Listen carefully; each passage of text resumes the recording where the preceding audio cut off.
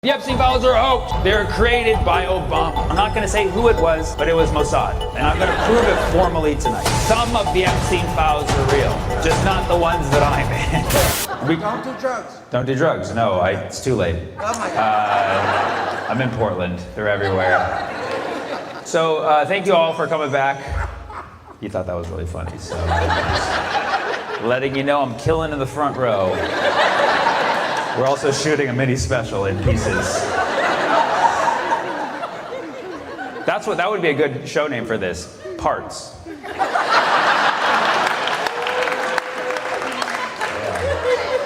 Yeah. I majored in applied mathematics. That's why I'm doing comedy at an auto shop right now. Somebody asked me, Sammy, what was the hardest kind of math that you studied in college? And the answer is something called complex analysis. Its name says it all. And if you're not familiar with complex numbers, it's complicated. The truth is, we all learn complex numbers in high school. You just might not remember them, again, because of the trauma. But you remember roughly in elementary school around the time when you learned how to take square roots? At some point, you came into math class and your elementary school teacher was like, okay kids, today we're gonna learn how to take square roots. All you do is you put this number under a little house and out comes another number that's unhoused. And you're like, that's kind of up.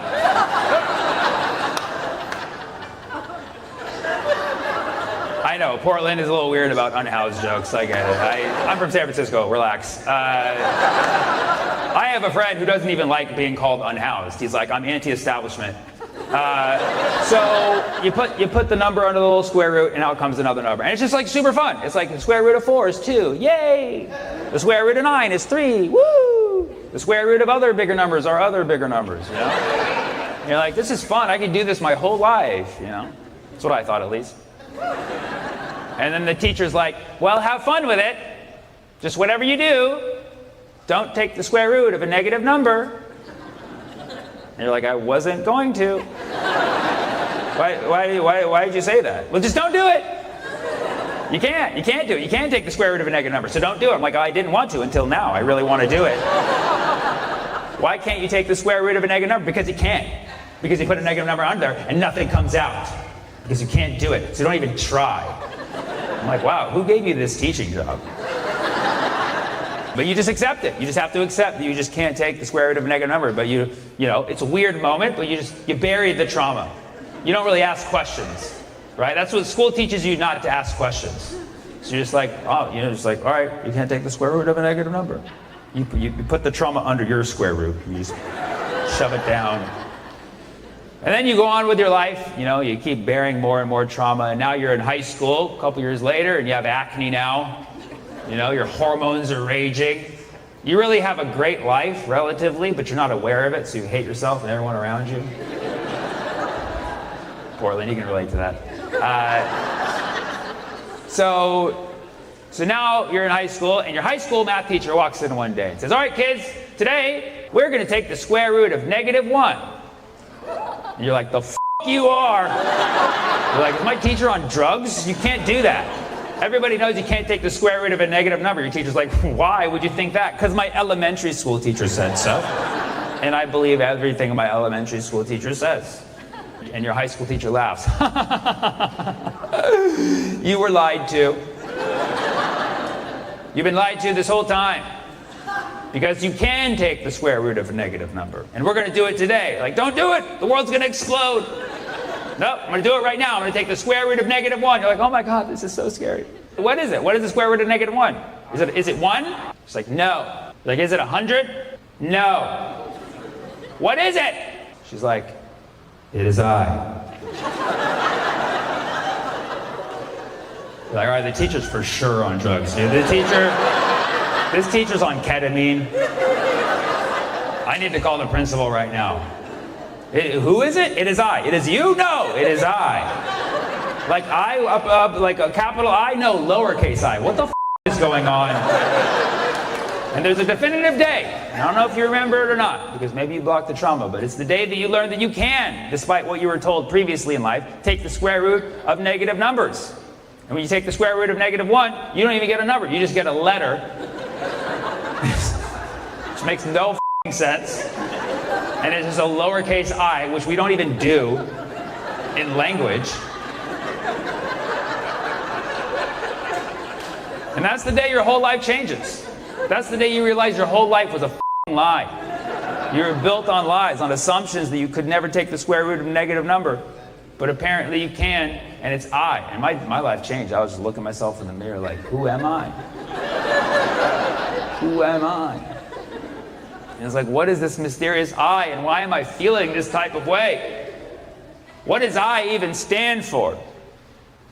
Israel. I'm kidding, obviously, but some would say it's imaginary too.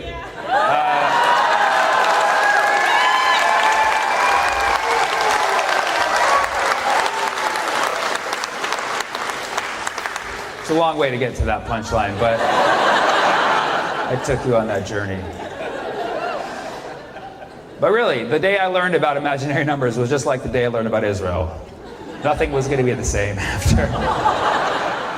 But it is weird. Suddenly, you can take imaginary numbers by finding the square root of a negative number. And apparently, these are also numbers you can work with, imaginary numbers. They're basically multiples of I. So you have I, or 2I, or 3I, or 4 I's. That was my nickname. I was like, this is so f***ed up. This whole time, you told me you can't take the square root of a negative number, and you also told me that my imaginary friends weren't real.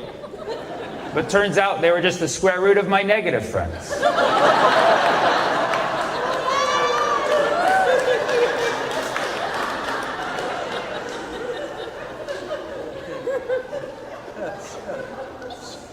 And as if that's not enough trauma, apparently you can combine imaginary numbers and real numbers. You add them together and you get something called complex numbers. So 2 plus 3I is a complex number. 4 plus 5I, these are complex numbers. The whole time you're like, why the f*** are we doing this? And then you don't find out till way later. If you study like 20 math courses in college, you don't find out till way later. The reason we do that is because you can solve crazy problems that you weren't able to solve by just using real numbers. So for instance, polynomials, okay? You guys are poly, right? Make some noise. Yeah, there are nomials that are poly. They have a lot of love to give. A polynomial, for most of you, is one of those expressions that has exponents of x in it. So like 3x squared plus 2x plus 3 equals 0. And then you solve for x. That's basically a polynomial equation. And sometimes you can't always solve for x. But once you introduce complex numbers, apparently you can solve them every time. And yeah, you should know this, especially if you're poly. And yeah, so, and I personally like exponents because they speak truth to power. But what I'm saying is you can do a lot. You can do a lot with complex numbers. And I know you guys haven't been traumatized enough to appreciate it, but I appreciate it. Lowercase I appreciate it. And one day, all you 500 plus I will appreciate it. And so I studied complex numbers for 5 years, and that's why I'm doing stand-up comedy now, because where the f*** do you go from there? I read this recently. Did you know the biggest indicator of how much money you make in your career is how many math classes you took in college? Yeah, some of you guys are f***ed. A lot of humanities majors in here. I can feel the vibe. The more math classes you took in college, the more money you make in your career based on statistics, which is another course. I took 23 math classes in college. Yeah, 5 of which were statistics courses in which I learned about something called outliers.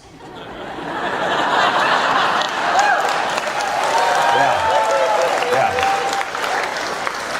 And if you don't get that joke, don't worry, it just means you're normal.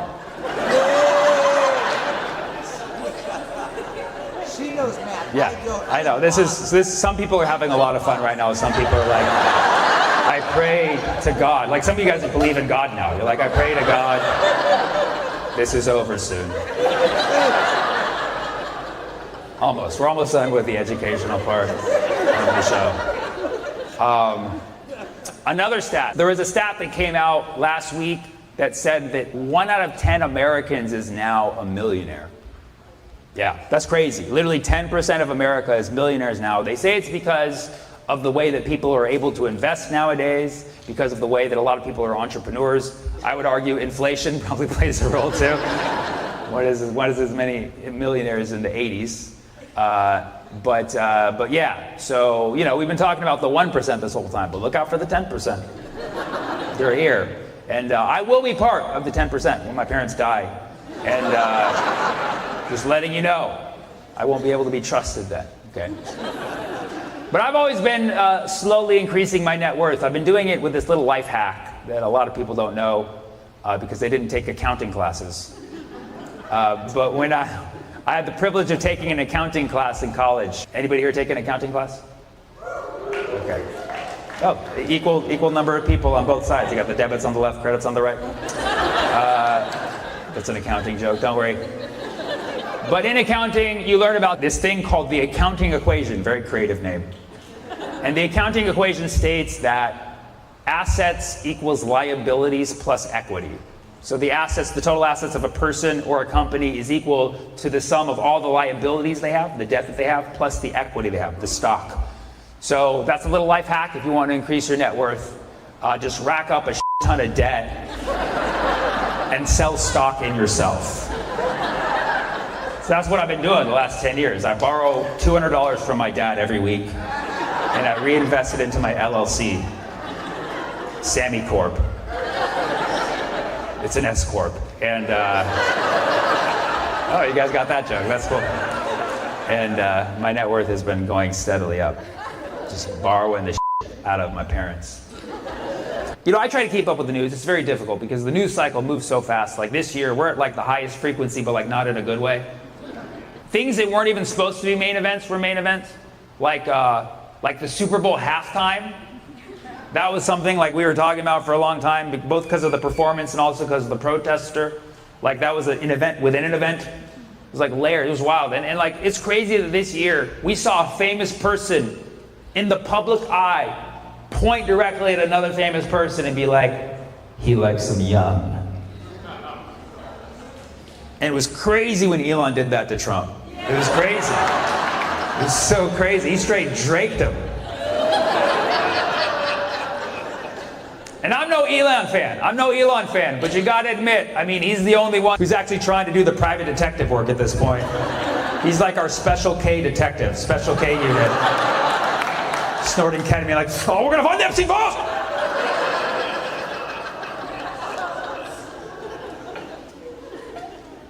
And we're at the point now where you've seen enough pictures of Trump with Epstein to know he's in that. Like, there's enough pictures that aren't AI to be like, yeah, he's in that shit. And we've seen Trump lie before, but like the way he's lying right now is like desperate. It's like super desperate. Like his stories aren't even lining up in a way even worse than imaginable. Like 3 weeks ago, when everybody was like, you're in the Epstein files, aren't you? He's like, the Epstein files are a hoax. They were created by Obama.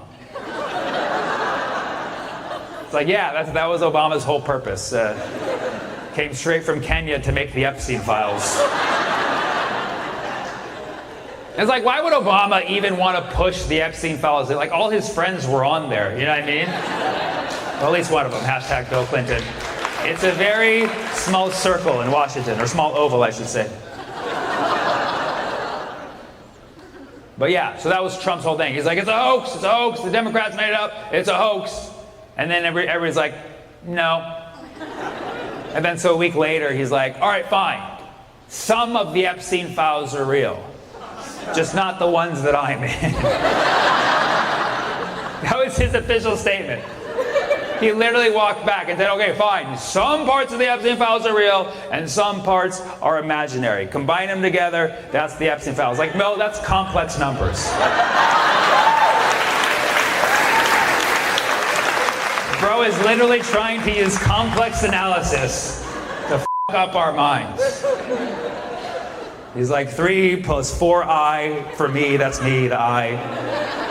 And it's also Israel in this case too. Because he's also covering for Israel. And that's why I just like complex numbers. When you look into this other dimension of what's actually in the Epstein files, it actually explains a lot of shit. Because we know for a fact that Epstein was gathering intel. Like he had cameras in all of his homes. Like that's not something just a regular perv does. You know what I mean? Like, and he was a creep for sure. I'm not saying he was a creep, but he also worked for intelligence. And I'm not going to say who it was, but it was Mossad. It was Israeli intelligence, Mossad. But I can't say it too much. I don't want to get into legal trouble. So let's just say he was a creepy guy who enjoyed massages. He was not good to women. He was a misogynist. Don't hate me for delivering the massage, okay? Just saying. We know this guy worked for Intel. The question is who? And all signs point to Mossad. But when you make these allegations, people tell you you're a conspiracy theorist. You know, but it makes too much sense. And the problem with conspiracy theorists, and I love conspiracy theorists, like bless their heart, okay? Someone has to do the Lord's work. But conspiracy theorists are not great at presenting information in a way that logical, rational minds can process. And that's why too often conspiracy theories get kind of lost in the dust. So I'm going to help clarify this tonight at this automotive shop here in Portland, Oregon. And that is that I'm going to prove that Jeffrey Epstein was working for Mossad. He was working for Israel. I'm not claiming that he was Israeli, because he was not Israeli. He grew up in Brooklyn, and he was a creep. I'm not saying he was not a creep. He was always creepy. He was always known to be very touchy-feely, but also he went to an Italian high school. So maybe, I mean, it's not an excuse. I'm just saying, I can say that I'm part Italian. Mamma mia. He was a very touchy-feely guy. And Epstein, he never graduated high school, and he went to college early, and he studied advanced math. We don't claim him. We're not proud of this at all. But he studied advanced math, which makes us even creepier for some reason. Because he's like, oh, I didn't know their age. Like, you can subtract, motherfucker. Like, we know, you know math. But he studied physiological math. That's like the creepiest math out there. Physiological math is the math of the human body. Ugh. Yeah, if you see somebody wanting to study physiological math, like flag that person. That person is a threat. And then he never even graduated. He went on after that to become a physics teacher, which is another red flag.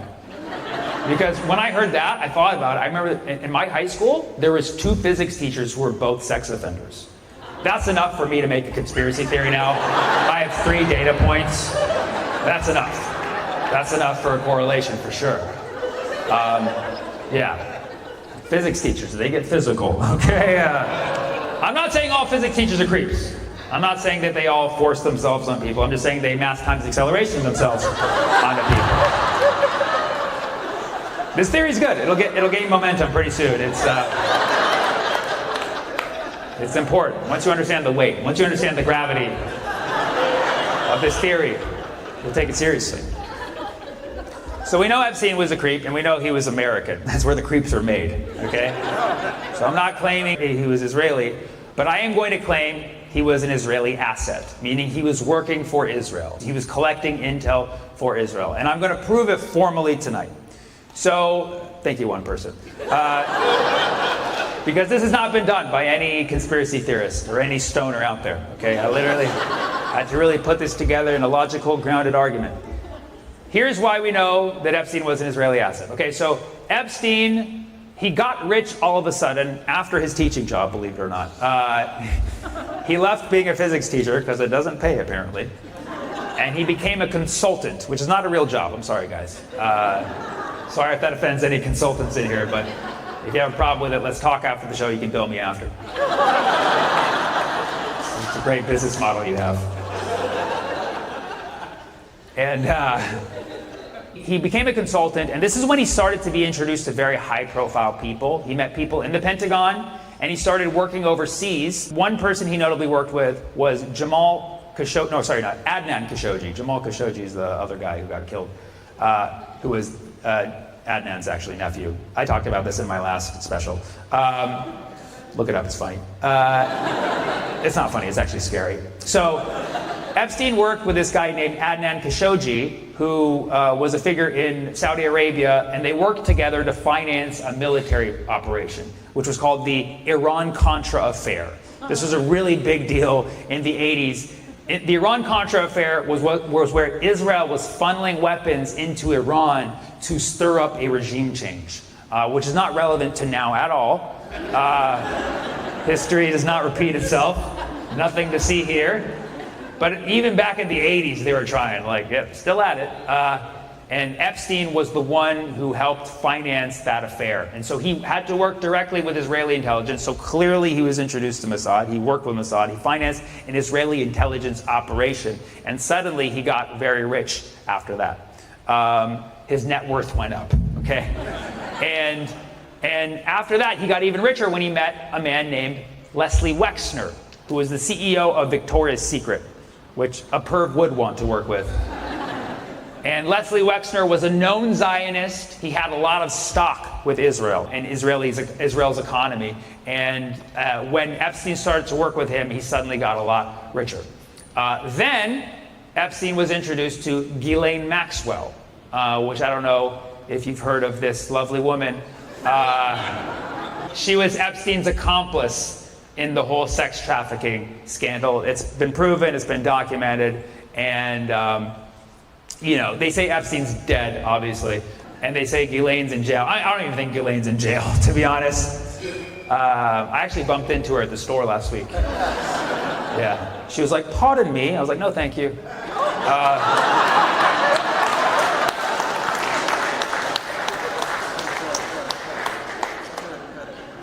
And so right around the time that Epstein is gaining momentum and gaining money from these investments, he meets Ghislaine Maxwell, who is the daughter of Robert Maxwell, who was a known Mossad asset and had also a lot of stock in Israel. In fact, he was buried in Israel.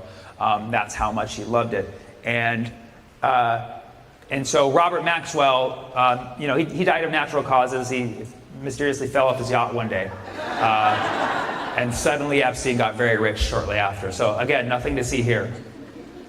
But yes, those were basically the three moments where Epstein suddenly got a lot of money, and then he used that money to basically fund buy a lot of cameras. Cameras are very expensive. So we know that the money he used for this operation, this intel operation, was leveraged by Israel. At the same time, he became acquainted with a lot of very powerful people, and very powerful people who were associated with Israel in some way. For instance, the former Prime Minister of Israel, Ehud Barak. Not Ehud Barack Obama, that's a different Kenyan. But Ehud Barak, who is the former Prime Minister of Israel, who became buds with Epstein and was actually seen many times on camera approaching Epstein's apartment and walking in, and he would always wear a mask, like one of the surgical masks. And this was pre-COVID, so just shows this was trying to hide. Isn't that crazy? This guy got caught on camera going into Epstein's house only to be recorded on more cameras. This guy had no idea what was going on.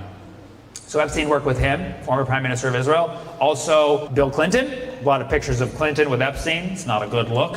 And Clinton, obviously, very tied to Israel. He was brokering all those deals in the 90s. Alan Dershowitz, who's Israel's lawyer, who was also Epstein's lawyer, and then a bunch of other prominent people who, let's face it, most of them are Zionists anyways.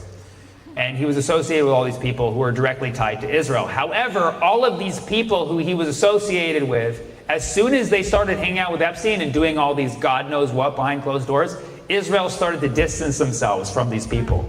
So you can look it up. Israel started to distance itself from Ehud Barak, from Bill Clinton, and from anybody that Epstein was associated with. I wonder what they knew. Because these people posed a reputational risk for Israel, which says a lot. If you're threatening Israel's reputation, you've really f***ed up. These were all Epstein's friends. They were all reputational risks for Israel. And so that's why I can make this formal proof, because Epstein got all of his money from having stock in Israel. And he knew all these people who were liabilities to Israel. And liabilities plus equity equals assets, Epstein was An Israeli asset.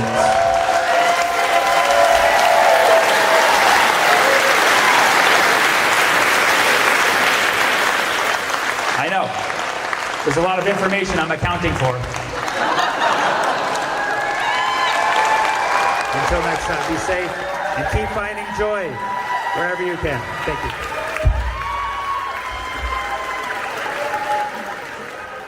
We got our first black person in the White House, Michelle Obama. They're making strides every day. You got to give America credit. We're a great country considering that we were founded by some of the worst people ever. The explorers who came here first, they took land, they forced themselves on women, and our textbooks will still say, oh, they were just looking for some spices. Spices? Oh, these gents were quite the foodies, huh? Got a little sidetracked on their culinary expedition there, huh? Guys love spices, that's what it is. I never got to my guy for like, hey bro, you want to go to the club tonight? It's 4,000 miles away, we're going to go on a boat. He's like, are there girls there? No. Buckets of oregano, huh? Let's go! No, I think spices was code word for side chicks, right? You have to tell your old lady something, they're going to go see these new girls in the new world, right? Mario, where are you going on those boats with the boys? Spices. Like jasmine, rosemary, cocoa,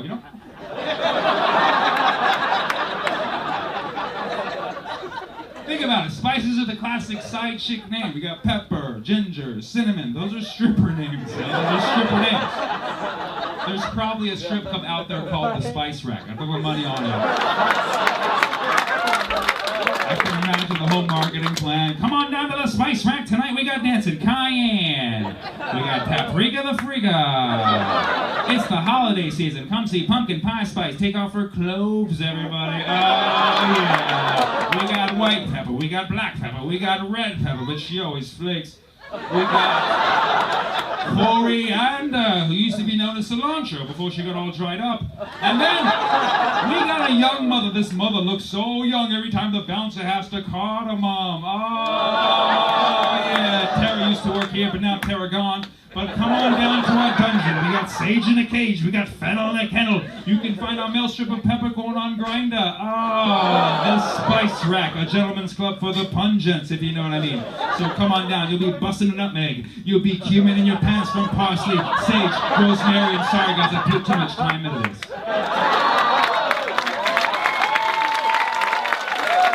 That was for the foodies. I have a friend who's always super positive, which is ironic because her name is Nancy. And she just got knocked up, so we call her Pregnancy. And she got fired from her job, so we call her Terminated Pregnancy. And let's talk about it. This is a higher metaphysical debate. Right now, we're all trying to figure out, when does life really begin? And one of my friends thinks that our lives begin when we're sperm, which is terrifying if you think that sperm is actually life. That would mean when sperms die, they become ghosts. Which makes my room a haunted house. I'm like, no. You ever been in a hotel room? Like, this place is haunted, dude. We gotta go. We gotta go now. So we can agree that sperm should not be life. But then there's the question, is a fetus life? Some people believe that a fetus is a part of a woman's body, and some people believe that it's a life. And really the answer is it's both. We definitely know that a fetus is a part of a woman's body because it only eats when she eats, right? That's why it's called feed us, you know what I mean?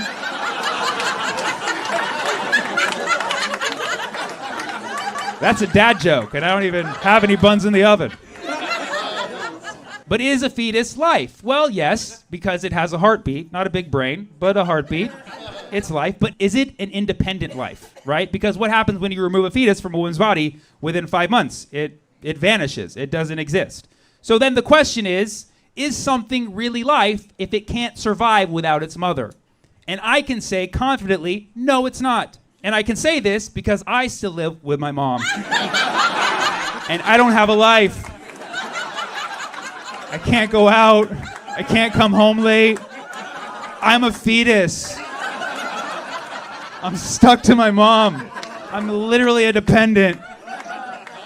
And it's my mom's body, her choice. That's all it is, dude. That's all it is. But I sympathize for people who want to get an abortion and they're in a state where they can't now. It fucking sucks, dude. Now, if you really want an abortion, you really want to, get ready your kid, you got to wait 6 years, put him into public school. And it's just not, it's not fair. A lot of people don't like these jokes. I got heckled pretty hard the other night talking about reproductive rights. A woman heckles me. She says, "Stop mansplaining the female anatomy." And I was like, "I'm not explaining anything. I'm joking. I'm man-joking." And then she's like, "Well, keep the female anatomy out your mouth." I was like, "Well, too late for that."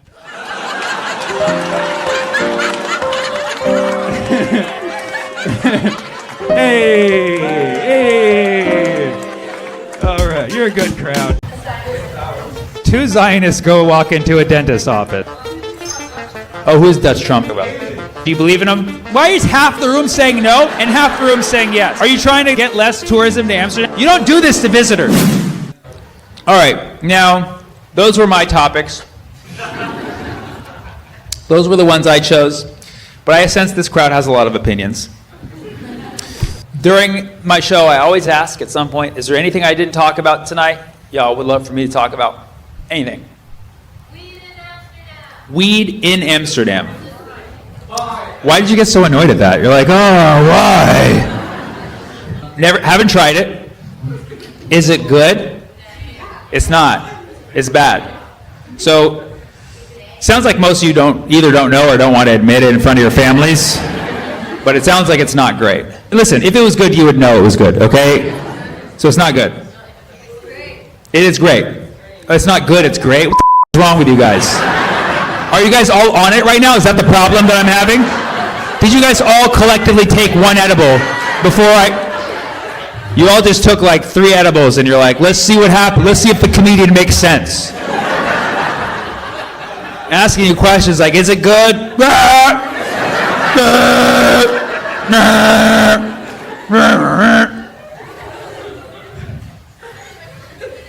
What's that? You just eat it? Is that what he said?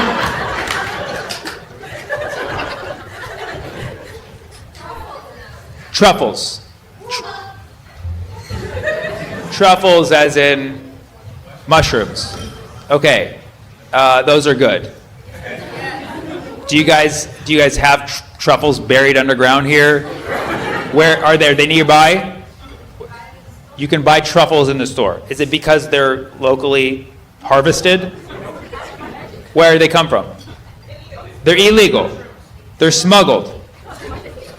It's legal.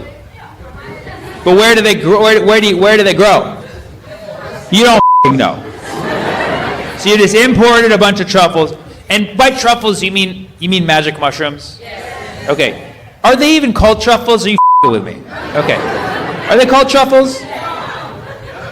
Why is half the room saying no and half the room saying yes? Okay? You don't do this to visitors. Are you trying to get less tourism to Amsterdam? Is that what you're trying to do? Magic mushroom is illegal. But truffle, which is like the root of the mushroom, is legal. I see. Is it like the stem? Is that what it is? Yeah, kind of. Okay, see, finally you're telling the truth, or as Gen Z would say, no cap, right? So that's like the most genius thing I've done all tour. And so basically, so yes, because I guess the more potent part of the mushroom, that's illegal, but it's the same from the same exact mushroom. People are able to take the truffles, and I'm assuming it's like milder effects. Okay, so they just basically want you getting high, but not that high. But what happens if you take a ton of truffles? You're on your own. Who writes your laws? Who writes the laws here in Amsterdam? So your weed may or may not be good, and you have truffles, and you say those are good. The truffles are good, but the magic mushrooms, illegal. Don't talk about them.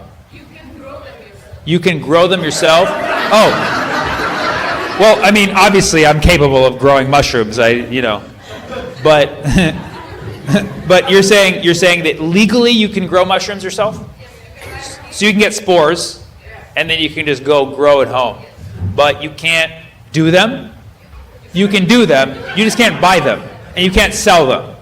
So you can just, yeah. So, got it. So basically, I see. So they're like, prove you're a farmer, you know? They're like, prove you put the time in to get high. So you don't want tourists taking mushrooms here. Is basically what happens, because then your economy would be booming. Because they end up in the canals. Wouldn't that solve the tourism problem there? Like take their money and then their bodies wither. You know what I mean? Like, God, who's in charge of your laws here? They jump out of windows? Tourists jump out of windows because they get high and they can't hang, as they say. They can't hang.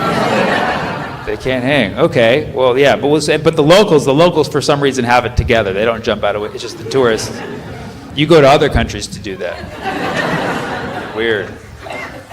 Okay. Well, I'm learning. What else? What else do you want me to talk about? Aliens. Let's do it. What's that? Pi, like the number? Cool. Aliens. Aliens, pi at 9/11. Listen.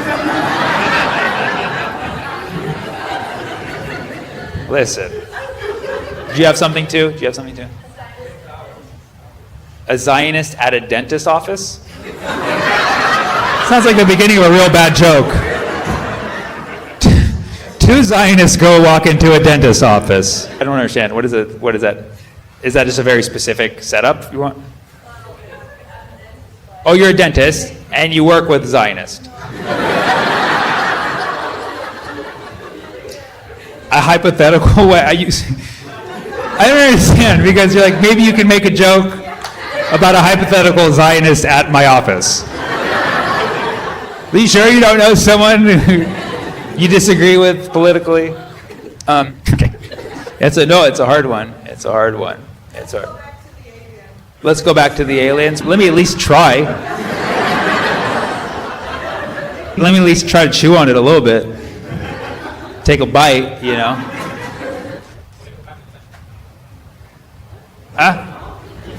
What was that? In Los Angeles? Are you from LA? Very suspicious they would bring that up. Don't jump out the window tonight. The political climate in Los Angeles, I mean, I'm not living in LA anymore, so I don't really know like what specifically are you referring to? The homeless population. That's everywhere in America. I don't know if you know, that's literally in every city in the United States. It's not just LA. We have a very big homeless problem, which you guys don't seem to have as much of that here in Europe. What? Why is that? You say? Because of communism?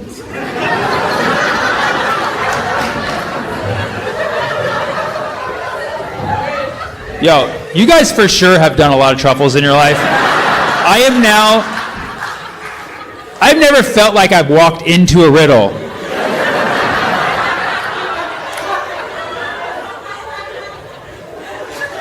I'm still trying to think of a Zionist at a dentist office joke, and you guys talk about American taxes? And what? Dutch. Oh, who's Dutch Trump? Gilder? Wilders. What's the first name? Geert Wilders. What, did I say it right? Wow, you're giving me credit for correct pronunciation. So you have a Dutch. It's a Dutch version of Trump. He recently won the elections. Did anybody try to shoot? You don't have guns. What's his main platform? He hates Muslims. He hates Islam. And then what's the percentage of Muslim population in The Netherlands. Percentage-wise, was that 5%? So he hates 5% of his constituents? He thinks they're the root of every single problem in the country.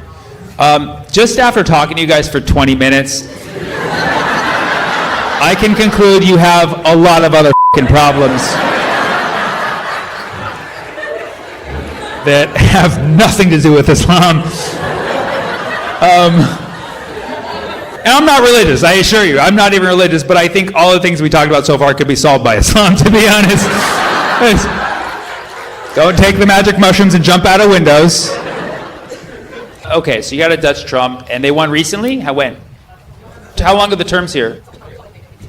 They coalesced the government. Oh, see, right? About a month ago, and now they're in full force. And what's their next move? What are they trying to do? They're trying to kick you guys out? Oh, okay. Oh, so it's Muslims' fault that you have homeless people? A housing problem. Well, a housing problem would result in homelessness, right? Are any of the homeless people Muslim? Are they? Is it proportional? Is it 5% of all the homeless Muslim? I don't think until we actually prove the demographics, I don't think that we could actually say one or the other. But interesting. So Muslims are tearing down people's houses. Yeah. Yeah. Oh, refugees. So there's more refugees coming in, and there's not enough wood to build new homes. So naturally, the Muslims are causing the homeless problem. Or it could be because you've made shrooms technically legal. Couple different theories. But okay, I get it. So 4 years, you have this Dutch Trump. They have a very, I guess, would you say, conservative, reactionary, far-right? Is it a far-right government? Very far-right government. Oh, his vice person? Is that the technical position? Hello, I am the president, and here's my vice person. Seems like you know as much about Dutch politics as I do, so if I can see, the vice guy. The vice guy. Okay. Interesting. So the vice person, well, you said is former Mossad? He was denied being a vice person because he has of his background in Mossad. Okay. I would say that's probably a good thing. So you guys are going through that. That's fun. Obviously, Amsterdam seems pretty diverse and, somewhat open-minded. I'm assuming as you leave the city, as you go off into the Netherlands, you have more far-right supporters, right? Is that what it is? You said no? You have a lot of left cities? So then where are all these people who support your... It's the villages. So sorry, let me clarify. After you leave this city, you go into the smaller cities, and then you go further to the villages. And then in the villages is where you find the far-right supporters. Yeah, not every country, but I've noticed in Europe especially, because I was in Stockholm the other day, and I was like, well, I feel like I get a lot of love here in Sweden. And they're like, it's just here in Stockholm. And I was like, what? And they're like, we're not very proud of being Swedish. I'm like, well, come on, you gotta be proud of where you're from. And then they're like, no, if the people who are proud of being Swedish were here, they wouldn't be here to see you. So I'm going to the villages next time. Going to the villages. Let's see what happens. What are they gonna do? Are there hate crimes here? You guys don't, see, none of you guys agree on anything. Actually, what's that? Really? So there are hate crimes here. 2 weeks ago. Wow, that's crazy. But you guys don't have guns. Hunters. Illegal. It's illegal. You have illegal guns and no legal guns. And you have legal and illegal knives. Okay? But legal fists. A lot of legal fists. Okay, interesting. So let's talk about aliens.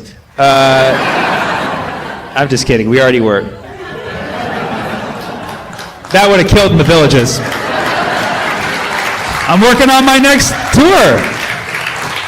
Can't just perform in the cities for the rest of my life. I got to see where these far right Dutches are at. These far right Dutches. Aliens, person, do you believe in them?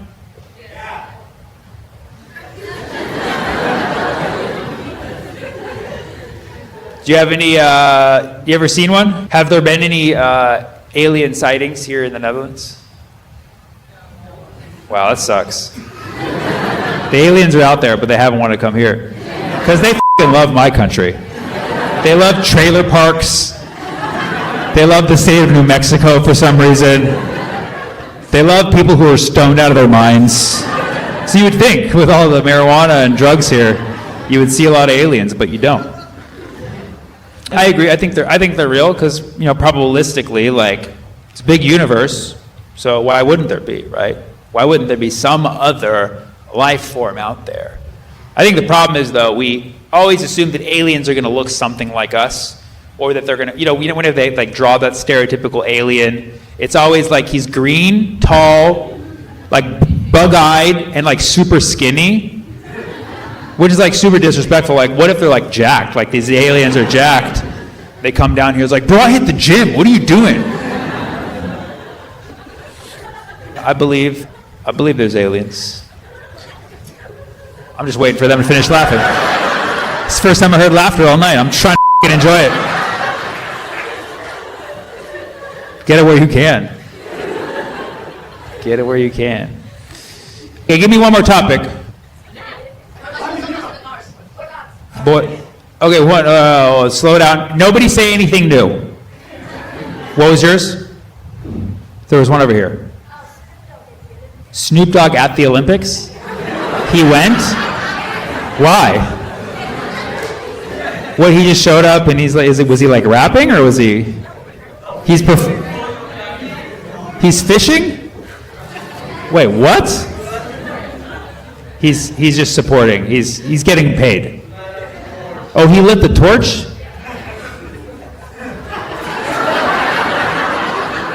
What a world we live in now, where like when I was a kid, like Snoop Dogg lighting a joint was like taboo. And now they hire him to like light the most noteworthy, flammable thing in our world right now. And we're like, yeah. And then, okay, what'd you say over here? Oh. Are bicycles eventually going to go faster than cars? They already are? Or you mean they do in Amsterdam because your traffic sucks? Ha ha ha. You reeled me in, guys. You reeled me in. Yes, you're absolutely right. When I was mapping how long it was going to take for me to get to the venue tonight, it said 18 minutes by car, 15 minutes by bike. I was like, something wrong there. And you have really good bike paths. You're very bike friendly. What, not you, them? I wasn't talking to you specifically. I wasn't saying you are very bike friendly. Good job. I was talking about this whole, because I know Amsterdam, like, you love bicycles, and there's also a lot of like sexual fluidity here. So I say you're bike curious. That's what I do, guys. That's what I do. Well, this set has been you guys have been great. It's been,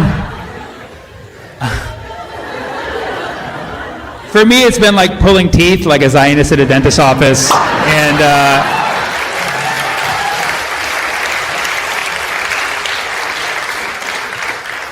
it really makes me miss the politics of Los Angeles, to be honest. Thank you so much. Love you guys. Thank you. You're having a good time so far. I hope it was worth the 10-hour wait outside. And, I don't know what happened. That wasn't my fault. Usually those things are my fault. This one wasn't. So I'm feeling. Yeah. We got a duck here. Hell yeah. This is my second time here in Stockholm. It's a lot darker this time. It gets dark here at like 3, 4. It was daytime at 3, then it was nighttime at 4. I was like, something happened abruptly. Did I go into a coma or something? But yeah, it's nice. It gets worse. Okay, fantastic. Is that your guys' slogan for the city? It's, welcome to Stockholm. It gets worse. All right, beautiful. Yeah, why not, right? Who came to my show last year? Just so I know. Anybody? Oh, amazing. Oh, thank you so much. Four people. Look at that. 4 repeat customers. Was that? Some credit? Yeah. You want some credits? Not just single credit. He's like, I want some credits. I want multiple credits. Yes, of course. You get all the credit in the world. You're back. We gave you the best seat in the house, actually. It's not front row, because front row, of course, I make fun of the person in the front row. So you're screwed. I'm sorry, but you're safe, sir. Yeah. Well, for the new people, nice to meet you. My name is Zoran Mamdani. Thank you. Thank you so much. Thank you. I'm the new mayor of New York City, and I'm here in Stockholm to make you guys the 6th borough of New York City. I'm really trying to push for that, and I want to be your mayor. Okay. It's been wild back home with all the Zoran stuff, and it's very exciting to see someone like that. It's nice to know I could be mistaken for the mayor of New York City. I just think that's really cool, and just watching the people be scared of it is a lot of fun too. There's people like, oh my God, Zoran's gonna bring Sharia law. And it's like, how do you respond to that other than Inshallah? No proper response, but like they're sinking real low with the like Islamophobia, and people are saying it's like we have a Middle Eastern mayor. He's like, he's not even Middle Eastern. He's African and Indian. He's the 2 kinds of elephants, actually. He's basically a Republican at that point. You know what I mean? But yeah, I like Zoran. I mean, I don't have high expectations for him just because he's a politician. You know what I mean? You have to sell your soul a little bit to be a politician. So I'm not expecting much. I'm just enjoying the moment. You know what I mean?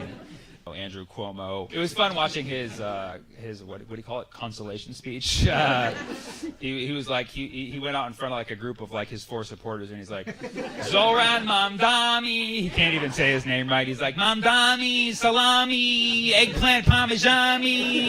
And the crowd was like, boo. And he's like, no, we don't do that. It's like, that's what you've been doing the last 6 months. You're like, it really sucks that I'm missing it, but there's nowhere else I'd rather be in the world than Stockholm. And I might be the first person who ever said that out loud. Actually, I think that's a record, guys. I think that's a record. Listen, it looks like it's that time of the night where I should talk to the crowd more. So I always like to have a portion of my show where I ask the crowd, is there anything that I haven't talked about tonight that you'd like for me to talk about? Our government sucks. I believe that's not a question. Now, I'm only here for so long. I can learn a little bit. What are they doing wrong aside from everything? Yeah, there's one politician, Abba Bush. Something Bush? Something Bush? Did I hear that correctly?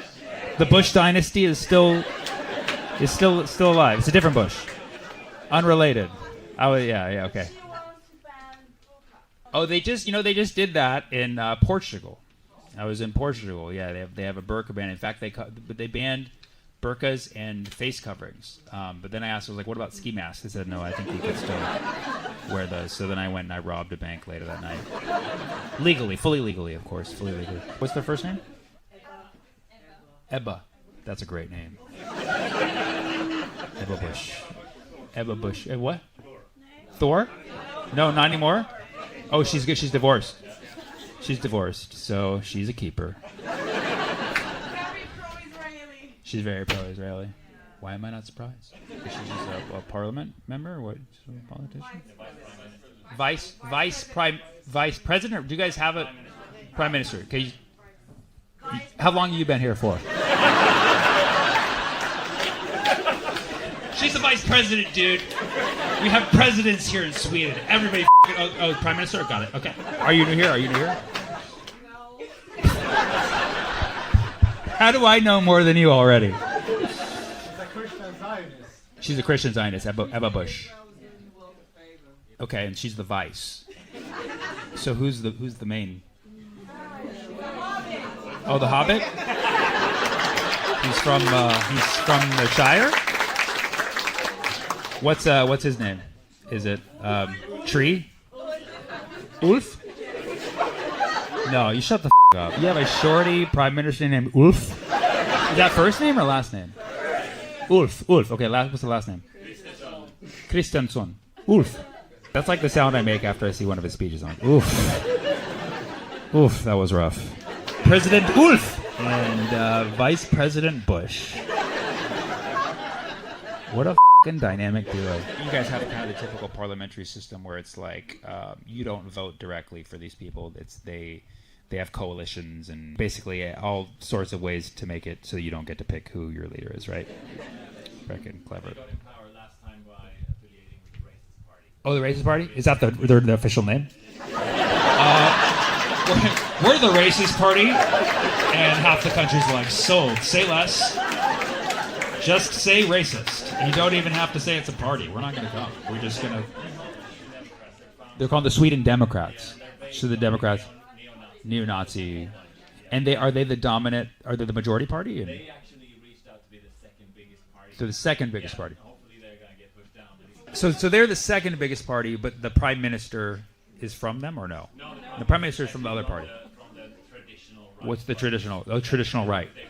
They were biggest at the time of the election. Sweden Democrats are actually further right than the traditional right. Okay. And so they're the neo-Nazi party. Do you have any parties further right than that? You probably do, don't you? You're like, yes, that's actually just where it starts. We have the traditional right. That's the furthest left we go. And then we have the neo-Nazis. They're a little more conservative.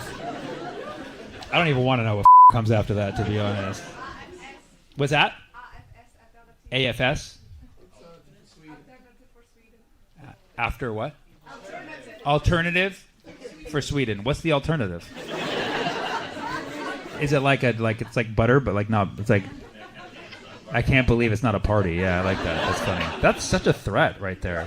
That party's name is "We Have an Alternative for Sweden." Like, what is it? No, you'll find out. Just put us into power. We'll show you what the alternative is. So they're further right of the neo-Nazi party. Wow, that's I don't even want to know. Okay. And then is there anyone further right of them? We have a 4% limit until you can reach to be a party. To be a party, you have to have 4% of the popular vote to be a party. And so how many parties do you have? 8. That's too many already. I mean, that's way too many. Okay, well, good luck with all that I'm going to start my own party here. SAFs. It's gonna be SAFs. Second alternative for Sweden. They had an alternative. We have an alternative to that. Or alternative for Sweden. ATFs, yeah. Or like a program where you can choose your alternatives. Alternative Swedish selection, that's ass. So you got an election next year, so you guys have a lot of studying to do. Just make sure you vote for the right president, right? What? You what? You'd prefer? Oh, because you guys have a king too. Let me guess. I'm not supposed to talk about them. We're right next to the Royal Palace, right? There's literally only 2 guards in front, so I mean, a lot of budget cuts to security for your king here. He's not even here. So they're just guarding an empty fortress. Good to know. Why is he in Spain so much? Is he seeing someone there? Because it's cold here. Oh wow. So even the king's like, nah, this place. During winter. Every winter your king goes to Spain or just spends a lot of time in Spain? What a great model. He's like, yeah, I'm royal here. I've been generationally the highest monarch here, but yeah, this place. I'm going to go to Spain. Or as I call it, the alternative for Sweden.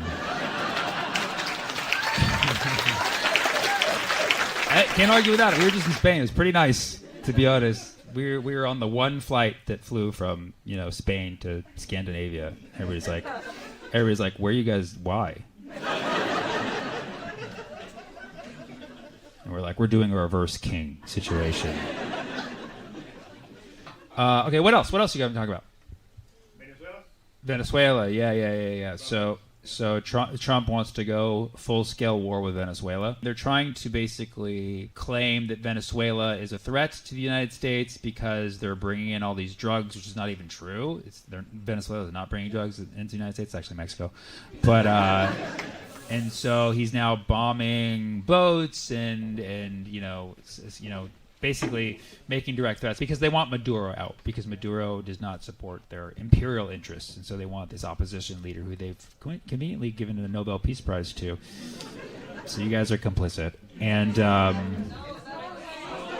okay, fine. I know, fine, but you guys are close enough, okay? Sorry, you guys are all related, okay? Your king's in Spain. Who gives a okay? So, but yeah, so they gave the Nobel Peace Prize to this opposition leader. They're trying to take out Maduro. Basically, just another, false flag kind of make a war situation. I don't know why anybody does that nowadays. I thought we were done with that when Dick Cheney died this week, Right? I mean,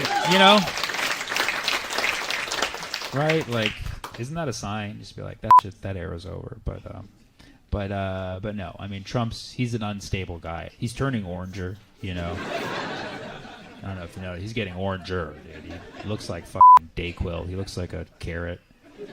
And he's bruised up, dude. He's got bruises on his hands. You've seen those? And he met with Netanyahu recently. They're on his knees now, too. So he's got bruises. He's got bruises. He's orange. He's a weak leader. I call him beta carotene. But yeah, I hope we don't, quote unquote, go to war with Venezuela. Our main fighting class right now is Gen Z, and they're not very equipped for a war. They're just gonna be like streaming the whole thing on TikTok, being like, "Oh my God, say less, no cap.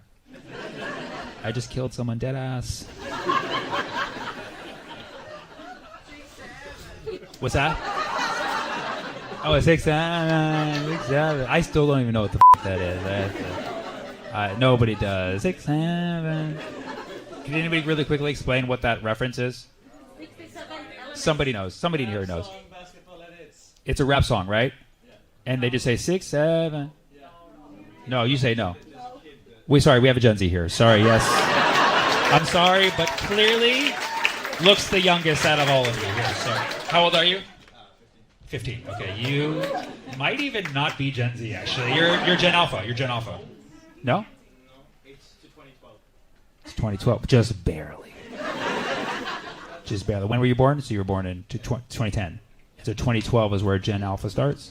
Oh, well, 2013 it will be, because it's 1997 to 2012. Interesting. Okay, I think they changed that because my niece she's 2010. She's like you. We've been calling her Gen Alpha, but we've been pushing her back, I guess. Because that's what it goes Gen X, Gen Y, Gen Z, Gen Alpha, and then Gen Bezos is the next one. That's going to be the same day shipping babies. So what is the reference, the 6-7 reference to? So there's this kid that's like, there is the song, and then the kid's just like, 6-7. The kid is the one who sings the song, or the kid? No, he's referencing the song, and then there's... He was doing a video, so a random kid somewhere? Who's this kid? At some, school basketball game or something. Okay, so the kid's at a school basketball game. Somebody's recording this, obviously. And the kid's going, 6-7. Yeah, and he's like the average kid who likes the song. He's the average kid who likes the song, which means he's a great guy. So the kid actually liked the song. And so he's going 6-7, and this video went viral. And so now we're making fun of the kid. He doesn't have autism or anything, does he? Because that would make this really f***ed up. No, I just want to make sure. Okay. What? You don't know. And you were explaining, because the 16-year-old, she resists. She doesn't tell me what is exactly. Really? I'm so glad that I'm learning about this because, people always think that I know. I don't know most things. I know a lot about Palestine because my family, basically has been living under occupation since 6-7.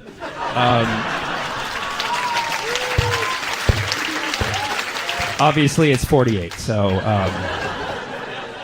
but it depends on where you start the clock, I guess. I hope that when I come back, you guys are still Sweden, and not some alternative to that,